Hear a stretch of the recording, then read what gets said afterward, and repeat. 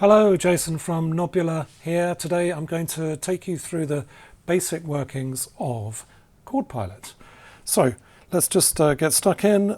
First I'm going to reset all the controls so we know we're going to get a nice starting point. Turn everything to the left except for modal and the bias control. Leave those in the center and then turn the conform all the way to the right. We're going to use one of these sort of nicer sounding conform settings here, but everything else off to the left like that. Hit a button, the audition button, and you get a single note, and that's because it's set to note count 1 here. So we turn that up. More notes. Like that.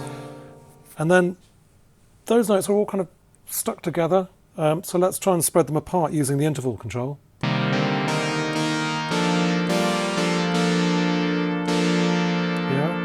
And then the bias allows us to change the spread from one end to the other of the chord. So notes at one end might stay closer together, and notes at the other end might spread further apart. So it makes it less even.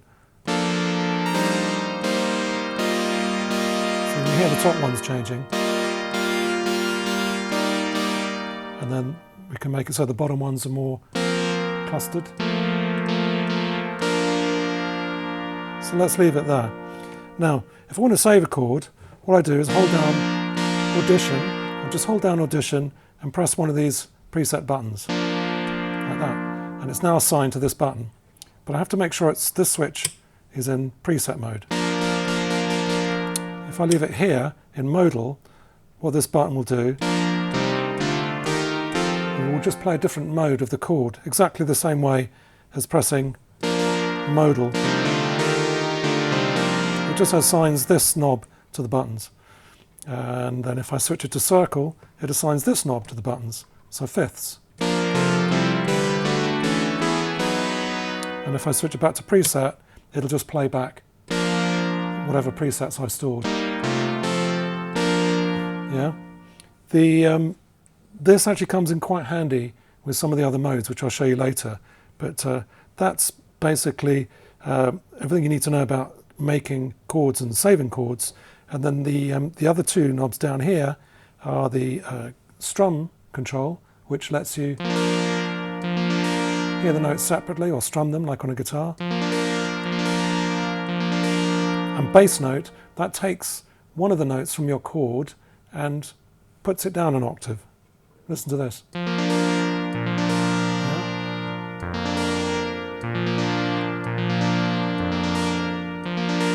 Finally, conform.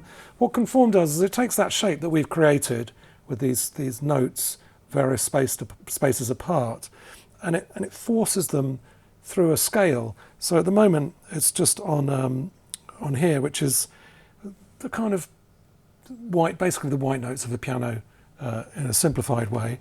And then as you turn it around, you get slightly different chord patterns. If I turn it all the way to the left, that plays all the notes on the piano, so it's just like randomly throwing rocks at a keyboard. So actually sounds nice, but if you play around with these other controls, you get some weird sounds.